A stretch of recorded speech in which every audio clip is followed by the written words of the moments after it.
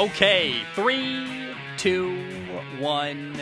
Oh my goodness. Good morning, good afternoon, whatever it is for you. I hope you're having a fantastic day. My name is Zach Schommeler.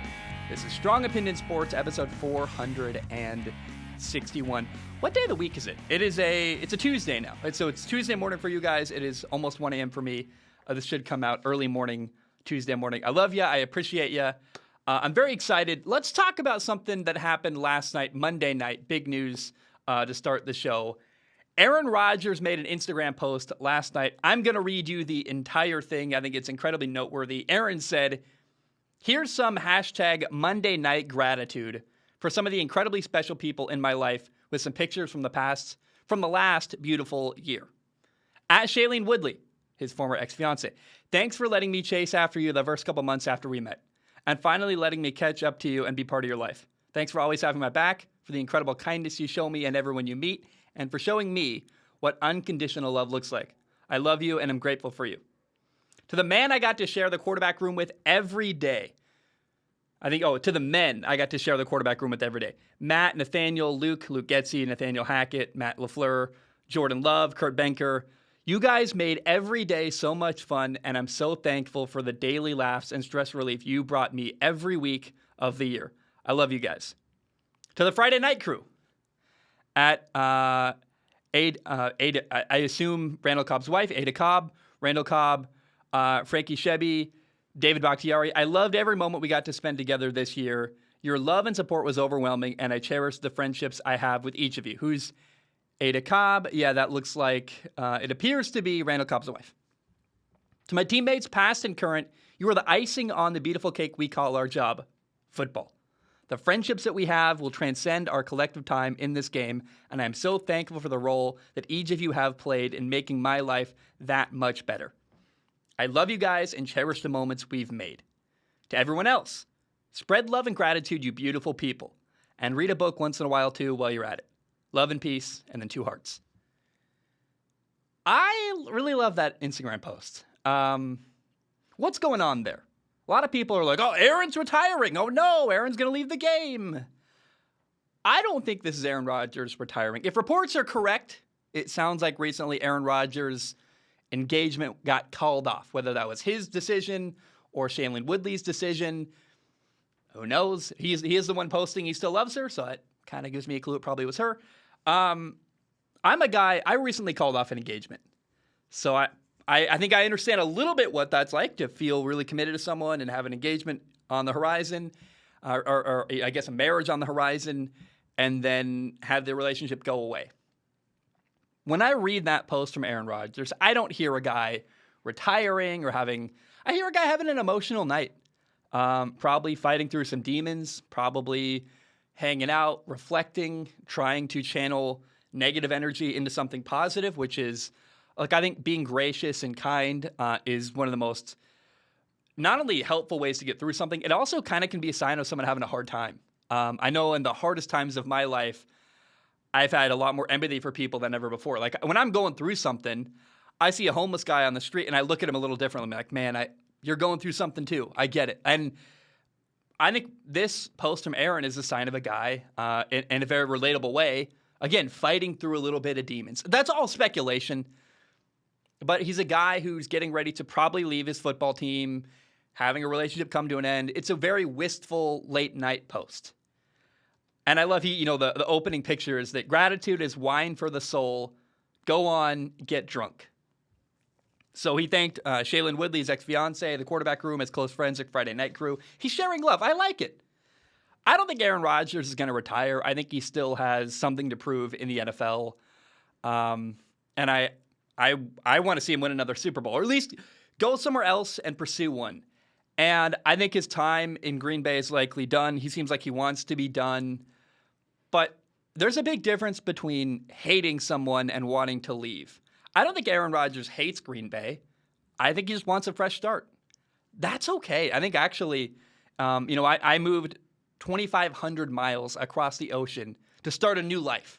I had a totally fresh start. I brought 3 boxes, 2 suitcases, and got here with nothing. An empty apartment, nothing to my name, really. And it has been the best thing I could have ever done.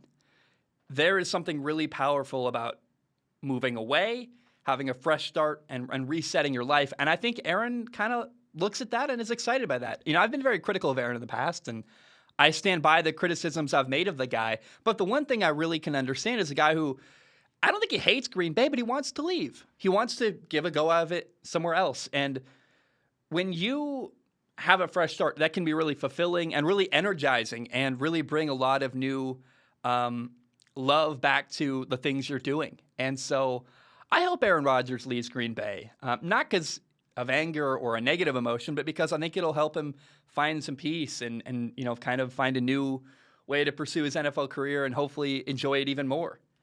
And one thing that's very clear about Aaron is he very obviously and clearly loves his teammates. He loves the friendships he's built through football.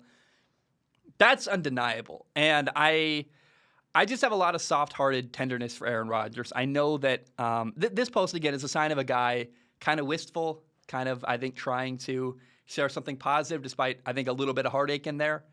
He's a complex guy. He has faults. He has strengths. He's an incredible quarterback. And I just was very, very interested in this post, and I think a lot of people are going to be talking about it today. And those are my thoughts. All right, let's talk about some incredible movement. There are going to be potentially a lot of quarterbacks who move around this offseason through trades or free agency or whatever. Let's go through as many as I can think of that seem like they could move. If there's anybody you think I'm leaving out, let me know. These are the guys who I think have a reasonable chance of actually getting moved. I did include Russell Wilson. I'm like, we'll see. I don't buy that too hard, but let's go through it. Number one is Jimmy Garoppolo, the 49ers quarterback. This one is very, very likely. There was a conversation moments after the game as Jimmy Garoppolo was walking off the field. Remember, going into the locker room, John Lynch, the 49ers general manager, stopped and gave a handshake to everybody. But it seemed like the moment he had with Jimmy Garoppolo was a long time and a long conversation. And apparently Jimmy G said in that conversation, like, I want to go somewhere and show what I can do. And it's pretty clear they're going to move him. In my opinion, Jimmy Garoppolo limited the 49ers and held them back a little bit this year. But he's still a competent quarterback. He's either an incredible backup, like a very, very, very good backup, or kind of a bottom tier starter. I think he's a duct tape quarterback, meaning that he's not your long-term plan, but he can solve, if he can start for you day one if you've got a young quarterback you're developing, or Washington or something like that, who needs a quarterback for a little while before, while they figure out their long-term plan. Trey Lance is very, very talented, and I believe that the 49ers are looking at what he did on tape in practice this offseason going like, we just got to commit to Trey Lance. He's going to be a work in progress. He's not perfect, but we got to get this guy in the field and develop him because he's way more talented than Jimmy Garoppolo was, and we got to get Trey Lance on the field. There's a sense of urgency there with Trey Lance, and I very strongly believe Jimmy Garoppolo is going to get moved. I think Pittsburgh, I think Tampa, Washington. There's a lot of options out there where teams could use a duct tape level quarterback, and I think Jimmy G is going to go there. Tom Brady. Is Tom Brady retired? I think so. But I could see him in San Francisco. That's his childhood home. I kind of checked that off the bucket list as a dream come true to play quarterback for them.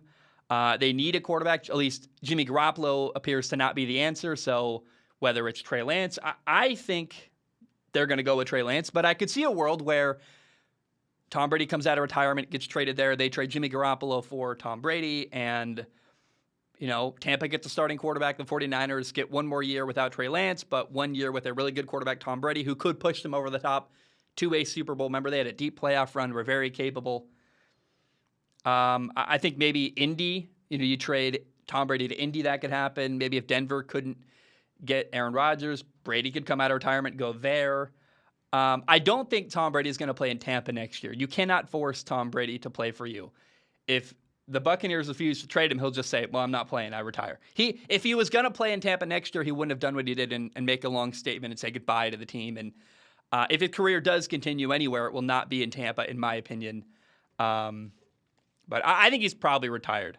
And I don't think Denver's a real option. I'm just kind of throwing that out there. I think if Brady does play next year, it will be in San Francisco or in Indianapolis. And I lean towards Indy because the 49ers have Trey Lance, a young quarterback that they like.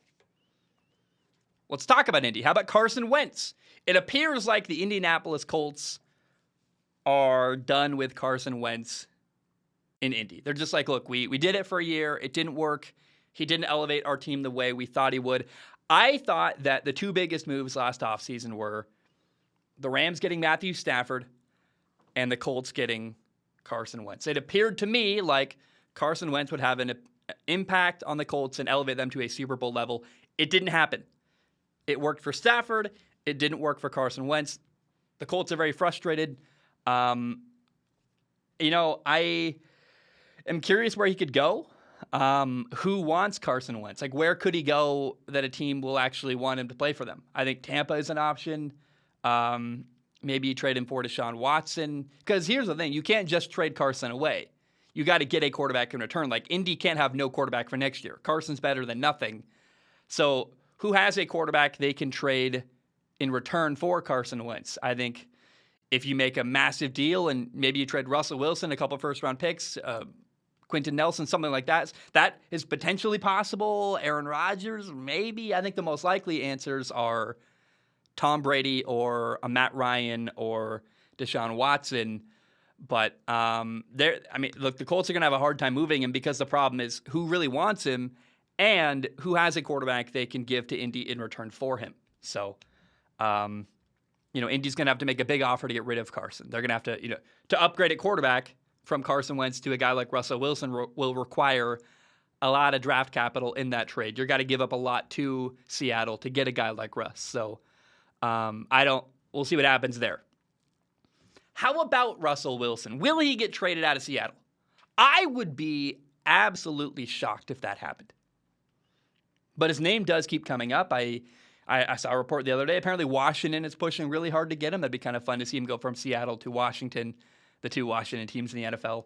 I do think it's kind of crazy. People don't respect Russell Wilson. Like, for some reason, he had a bad year last year, or the team was bad, and suddenly he's terrible. Like, remember, Aaron Rodgers once had a couple bad years in Green Bay when the team was bad around him. Like, every quarterback in the NFL needs help, including superstar quarterbacks. Sorry, but you put Patrick Mahomes on, I don't know, who's terrible right now. The Jets, like, he's not the same. Sorry, he needs Tyreek Hill and Travis Kelce. Every quarterback in the NFL needs help. And it's a little bit weird. People, forget that Russ is an incredible quarterback and an elite quarterback and on a really good football team is a Super Bowl contender easily.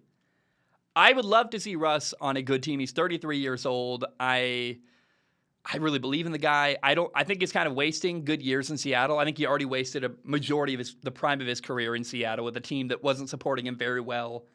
I don't think it's going to happen, but the dream scenario could be, and this is not a great team, but it'd be kind of fun to see, Brian Daboll, the new head coach in New York for the Giants, coaching Russell Wilson. Like, can you imagine Brian Daboll's offense that worked so well with Josh Allen being run by Russell Wilson? That sounds really fun to me. I would watch that. Must watch TV. And so I don't think Russ is going to get moved. It's going to take a really big offer to trade him away. But the right deal potentially could. And so keep your eye on that. And, of course, there's also the Ciara, his wife. My friend, I was talking to her last night. She's going to Vegas to watch a Ciara concert, I believe in May. So she is a performing actress. She wants to be somewhere cool. I think, Russ has to approve of the trade in order for it to happen. If you trade Russ to Cleveland, he's probably going to say, no, I don't want to be there. That's not going to happen. But New York is a place I think Russ would approve of a trade to. And just keep your eye. I'm curious if Russ will move or not. I think no, but, we'll check in. It'd be wild and fun, very crazy to see a 33-year-old incredible quarterback like Russell Wilson get traded this offseason. How about Aaron Rodgers? Will he get moved this offseason? It seems like he is saying goodbye to Green Bay. I do not think he retires. I think he's eager to prove that he can still play at a high level and not just win MVPs, but also win a championship. Denver really wants him. The Denver Broncos hired Nathaniel Hackett to be their next head coach to help lure him to Denver. He's the former Packers offensive coordinator. If Aaron goes anywhere, I believe it will be Denver.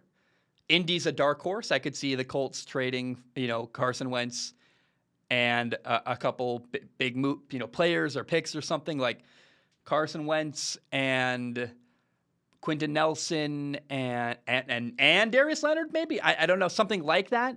for Aaron Rodgers could happen, and that'd be very interesting and exciting.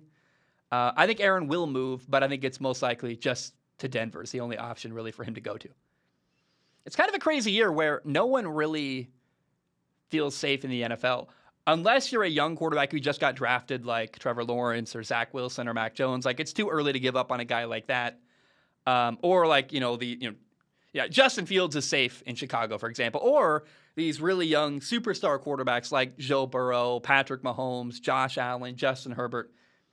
Those guys are all safe too. But everybody else is like, it's a Wild West out there. Like everybody's up for grabs and everybody feels like potentially could get traded or moved this offseason. There's going to be potentially seismic movement in the NFL this offseason. I really want to see Matt Ryan traded. I think Matt Ryan is wasting the last good year or two he has in Atlanta on a rebuilding football team. I would love to see him get out of Atlanta. He's on a big contract, though. It's going to be hard to trade him away. Nobody wants to trade for Ryan Tannehill. Like, a lot of people are like, oh, is Ryan Tannehill going to get moved? But, like, who wants him? Who's going to pay Ryan Tannehill his big contract and make a move for him when I think he's a limited quarterback who couldn't win on a good football team last year in Tennessee. So, the Titans are stuck with Ryan Tannehill. Deshaun Watson is a big name in the trade conversations. I believe he will most likely get moved eventually, but we're waiting on legal stuff. Like, he's very talented, but we're just waiting to see how all the legal stuff with Deshaun Watson works out. And when and if it ever does, I think we could see him return to the NFL. I think the NFL would want him back in the league. Like, he's a very talented player, and the more talented quarterbacks you have, the better it is for the NFL. I don't see a reality where he doesn't get allowed to play, assuming nothing horrible is the outcome of that, the legal stuff. So we'll see, but there's no end in sight there. So I don't know what could happen next year, this year. I have no idea, but Deshaun Watson's name is certainly out there.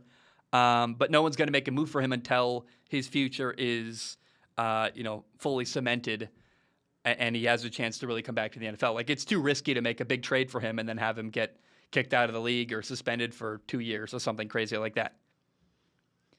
I am hoping that Baker Mayfield, the Browns quarterback, gets traded or moved.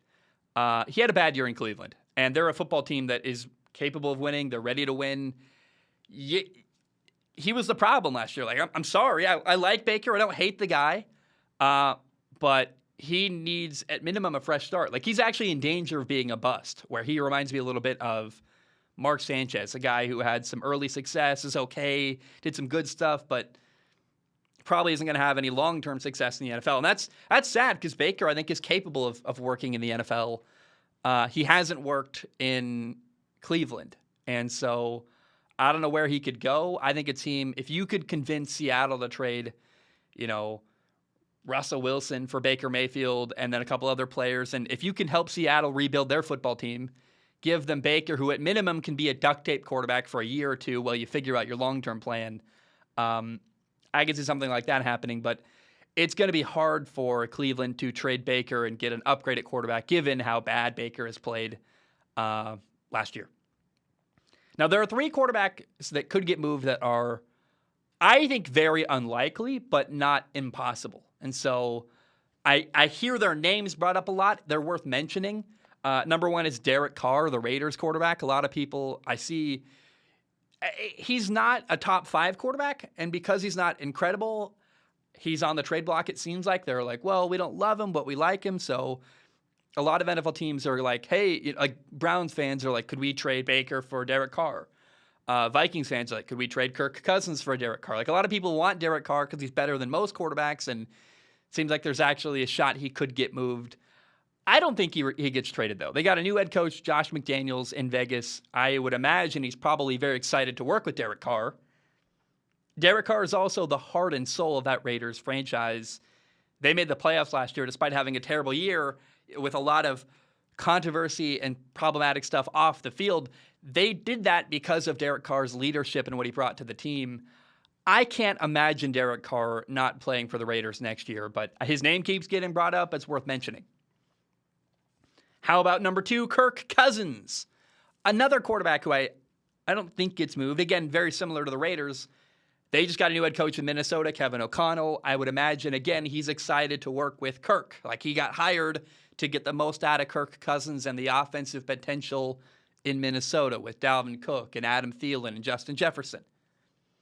So it's very unlikely Kirk Cousins gets moved. I would only trade him away if you can get a true upgrade at quarterback. If you can get a guy like Russell Wilson, that'd be exciting. But can you convince Seattle to part ways with Russ for enough draft capital and Kirk Cousins? I don't know. He's a good quarterback, not a great quarterback, but Kirk is a lot better than people, I think, realize. His problem is that he appears to get really nervous and anxious at the end of games in big moments. And that's a real thing. He just appears to tense up. And that's my analysis. I look at him, I go, like, that's a guy whose face doesn't look poised, doesn't look confident, doesn't look comfortable. And we see often him throw interceptions or have big mistakes in big moments at the end of games. So, I think he's a guy in his head a little bit and probably needs a sports psychologist to help him. Another unlikely but not impossible quarterback who could get moved is Kyler Murray, the Cardinals quarterback. I think this is probably the most unlikely guy to get moved. He probably stays in Arizona. Normally he'd be secure, the same way that Joe Burrow is secure in Cincinnati, that no one expects Justin Herbert or Patrick Mahomes to get traded or Josh Allen. He's this young superstar quarterback. However, there was some drama this offseason already in Arizona with Kyler Murray. He scrubbed his entire Instagram, removed all his posts mentioning or with the Arizona Cardinals in it. Apparently, Arizona is challenging him a little bit behind the scenes. They want him to be a better leader. They want him to handle adversity better and speak up and be a galvanizing force rather than being quiet and sulking when things don't go well. I believe they mend the relationship in Arizona. I do not believe Kyler Murray is going to get traded out of Arizona. But hey, if that does happen, I'm all ears, and that's a potential move where you could trade a guy like Derek Carr for Kyler Murray, Kirk for Kyler Murray. Like, these are all guys kind of at a similar position where they're really good. We're not sure exactly how good they can be. I think Kirk is probably the worst between Derek Carr, Kyler Murray, and Derek Carr. But Derek Carr is a way better leader than Kyler Murray. Kyler Murray is way more talented than Derek Carr. I don't know, but keep your eye on that. I think Kyler Murray probably stays in Arizona. I don't think they would allow him to leave. Maybe they gave him a new contract. Maybe they just have conversations behind the scenes. I don't know, but I don't see a reality where Kyler Murray gets moved out of Arizona. Now, the last one I want to talk about, this is one quarterback who will not get traded, and I am 1,000% sure it's not going to happen. Like, Sam Darnold, the Carolina Panthers quarterback, is not going to get moved because nobody wants Sam Darnold. Carolina doesn't love him. They wanted him to show he was a franchise quarterback last year. He did not. It was a huge disappointment. They are looking for new options at quarterback. But they did give him a contract extension. So in Carolina, Sam Darnold has an expensive contract. He also played bad. And I am 1,000% confident that the Carolina Panthers are stuck with Sam Darnold in Carolina. Let's go back to a topic I briefly mentioned, but I really want to dive deep into. Is Tom Brady actually retired? It's a question you see pop up a lot. We're going to learn a lot. A new episode of Man in the Arena, the Tom Brady documentary series, the final episode will come out in April. That should be very telling as to his mindset, or at least give a little bit of insight there. I just go back to, though, whether Brady thinks he's retired or not. When August comes around and training camp is going on and the preseason is starting and you see all these posts and quarterbacks doing stuff, I think Brady could be in Costa Rica or Argentina or on a beach somewhere, looking at his phone, feeling a sense of urgency, where he's like, I'm watching training camp, and there could be a moment of realization where Brady feels like, this really could be my last opportunity to ever play quarterback in the NFL. Am I really done? He's going to have to at least second guess himself in August. And if he waits, he might be too old. So next year could be really the last year Tom Brady could ever even physically play quarterback in the NFL. If you take a year off, it's hard to come back. And, and that's a year off of the training and the diet and taking care of himself. And if he gets laxed on that stuff, I think his body could deteriorate very quickly. And so one opportunity for Tom Brady, I think if he wanted to go to San Francisco, knocked on the door. Hey, John Lynch, 49ers offensive coordinator, this is Tom Brady. Look, I think you guys are a quarterback away from a Super Bowl. My name's Tom. I grew up in the Bay Area. They were my childhood favorite team. It's a bucket list thing for me. I'd love to play in San Francisco for the 49ers. I know you got Trey Lance. Let me come in, be your quarterback for a year. We can win a Super Bowl. I can develop Trey Lance. Everybody wins. And the Buccaneers need a quarterback for next year, so let's trade Jimmy Garoppolo for me. You get Gronk and me, and then you'll have Gronk and George Kittle at tight end playing with Tom Brady. I think that's possible. I certainly think if Tom Brady called John Lynch, he'd answer the phone and there'd be a conversation there, no doubt. And Tom Brady's done basically everything he wants in his career. He might as well try to be his hometown team's starting quarterback. That'd be kind of cool. Bucket list, check that off. Here's the problem. The problem is the 49ers have a young quarterback waiting in the wings, Trey Lance, a very, very talented young guy. And the 49ers might choose to say, look, we love you, Tom, but we're just ready to commit to Trey Lance right now. We don't want to wait another year before we play him. We got to figure out what he can do and develop him. And he's really talented. We think with reps, he can play and do well. So Trey Lance might throw a wrench in that entire idea of Tom Brady coming out of retirement and going to the 49ers. How about the Colts? Tom Brady and the Indianapolis Colts, that team has a shot at a Super Bowl. Got a good defense, a good offensive line. They run the ball well. You trade Brady and Gronk for Carson Wentz and something else, I don't know. The Colts need a quarterback. Tampa needs a quarterback. I think that could be a great marriage. Do they have the receiving weapons that Tom Brady really wants or needs in Indy? Not really.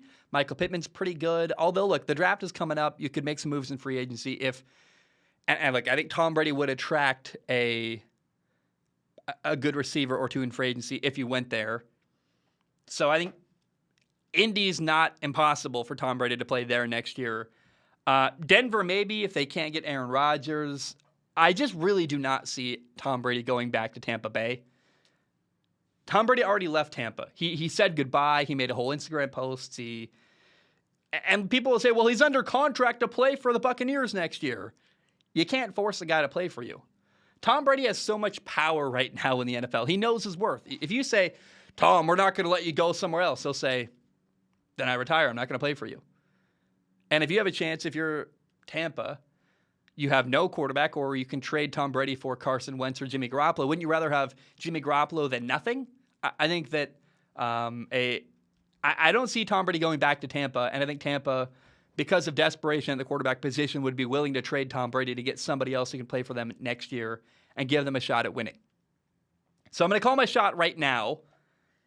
If Tom Brady plays next fall, Tom Brady comes back out of retirement to play in the NFL. The only two places I see him playing, I'm very confident in this, the only two places Tom Brady might come out of retirement to play for is Indy, the Colts, or the San Francisco 49ers, his hometown childhood team. I don't see him going anywhere other than Indy or San Francisco, and those are the two teams I could see him going to if he comes out of retirement. Okay, the XFL made an announcement. Actually, the XFL and the NFL made a joint statement together.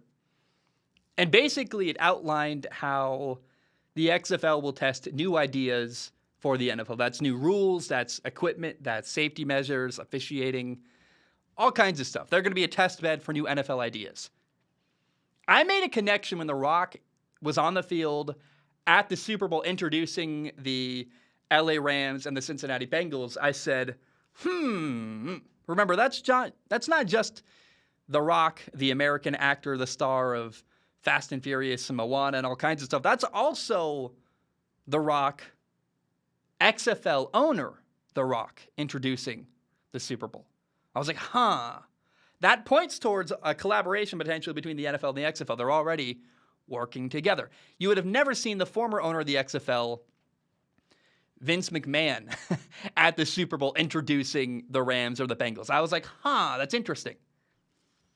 And so when this got announced, a lot of people sent me messages on Instagram. They're like, hey, Zach, you called it. Look, you're right. The XFL and the NFL are collaborating, and I appreciate the messages. I think there was a breadcrumb there, right? There was a clear, why is the XFL owner introducing the Super Bowl? There's more going on here than just that. So, especially because it felt a little bit out of place, a little weird, like a little bit forced. Now, I love the XFL. The XFL is, 2020 was a very, very hard year. The XFL was probably my favorite thing from that year. I went to a lot of XFL games in 2020 before the Rona shut the league down. It was great football. I loved evaluating the quarterbacks. Josh Johnson was incredible there. I traveled to New York. I went to a New York Guardians game. I went to a lot of games in Seattle. I traveled the country. I went to XFL games. I got access there. They were great to me. I thought it was a wonderful opportunity for young players to put stuff on film and also get paid. And what's sad is it was so heartbreaking. The XFL was doing very, very well until the Rona derailed it and kind of destroyed the league. And it felt very unfair at the time. I was like, man, if only this once-in-a-lifetime thing hadn't happened, the XFL probably would still be here and still going. The overtime rules were fun, and what's happening here is that partnering with the NFL brings the XFL closer to being an official minor league of the NFL, which I love that. I think that's good because you can either work with the NFL or against the NFL. There isn't really another option. And despite a lot of people's, I think the illusion and the silly idea that the XFL could actually dethrone the NFL. Like some people hate the NFL and they're like, oh, the XFL's great. Let's watch the XFL instead. That's a small minority of people. The XFL is never going to dethrone the NFL. Like taking the NFL head on would be incredibly stupid for The Rock and his team there running the XFL and developing the XFL. I think if you can use the NFL for funding and collaborate with them, the XFL is more likely to survive if they can bring value to the NFL. The NFL wouldn't be competing against them. They would probably give them funding and money and help them. So I think it's a great move for the XFL for the stability and survivability of the XFL. They have to be on the same side as the NFL collaborating with them. It's going to give them a lot better opportunity to make it and survive long-term as a league. And I think there's a market here where I think there's a need, not only an opportunity for players to show what they can do, but it's good for the development of the game. It's good for young players to get an opportunity, to get better, for backups who don't play all year to finally play in real live game reps. It could potentially replace the preseason. It could be a place for the NFL to test new rules and equipment and ideas. Like it's actually wonderful. Again, bringing value to the NFL really helps the XFL, and I love to see a potential collaboration, or actually, I guess a confirmed, announced collaboration between the NFL and the XFL. Oh man, let's drink some water before we get into this because it's a painful one.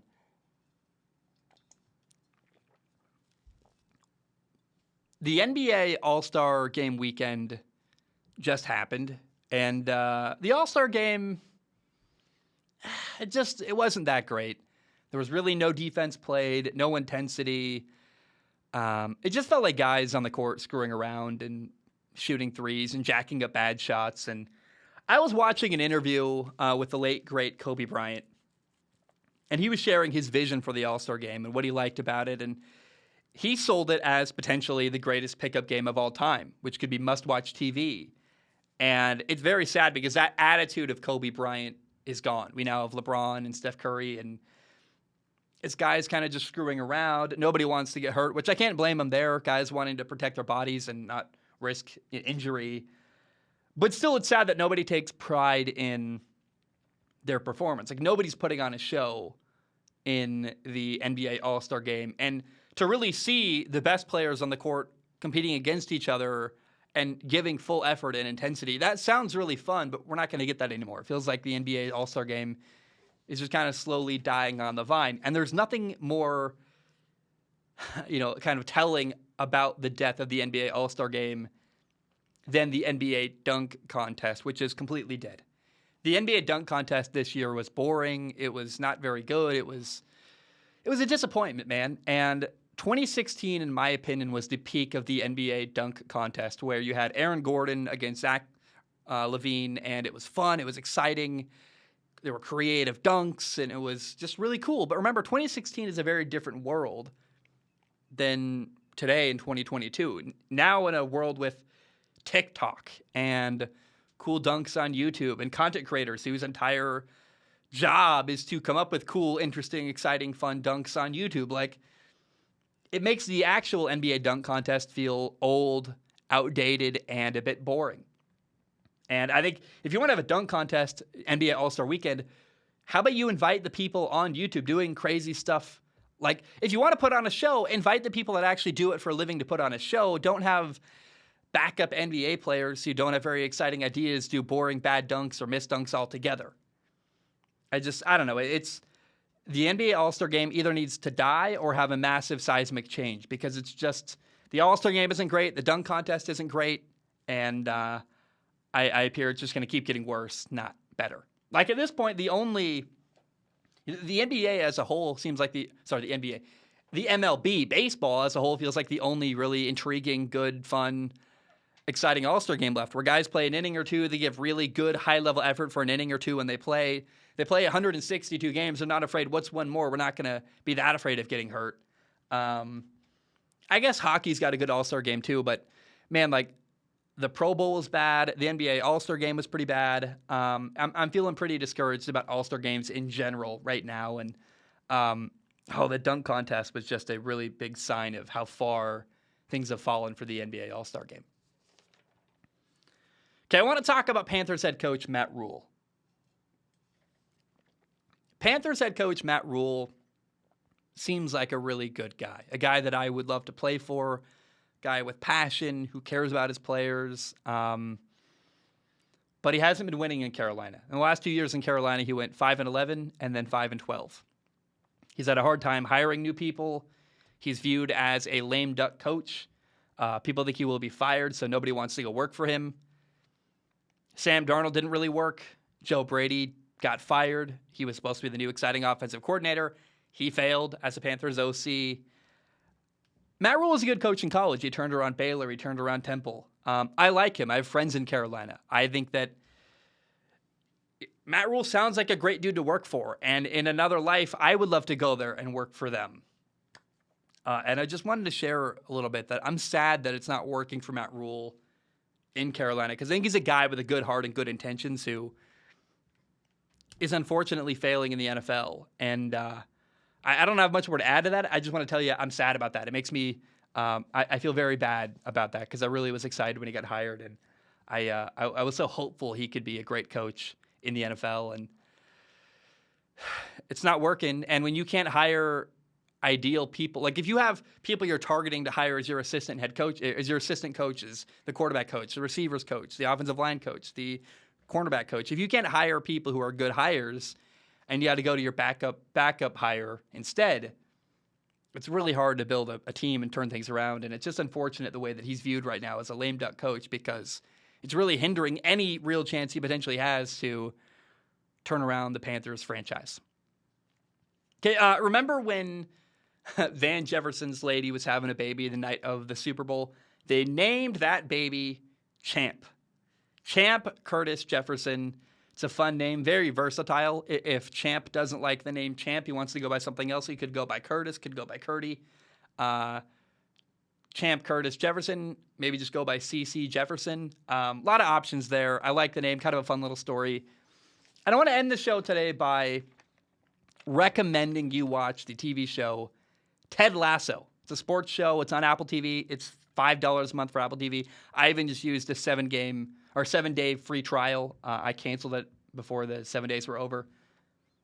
Jason Sudeikis is the star. He plays the head coach, Ted Lasso, who is a football coach who goes to play soccer, goes to coach soccer, in Europe, in the Premier League. He's a football coach coaching soccer. It's a massive, wild change, and it's a great series, man. It made me cry a lot.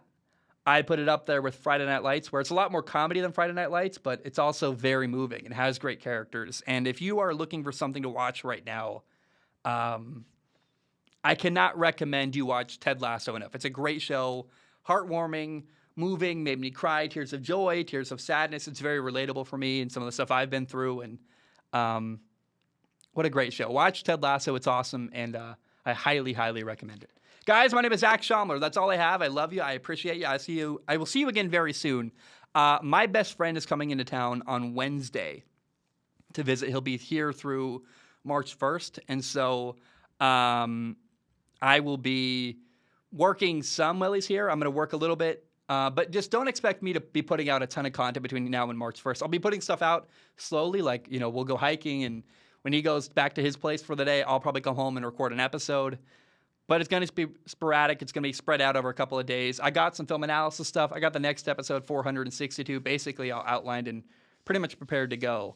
But just letting you know, if there's a little bit of time between episodes, that's why. It's because I'm spending time with family, and I'm very, very excited about that. I need the pick-me-up. And so I love you. I appreciate you. Have a great day. But bam, we are done.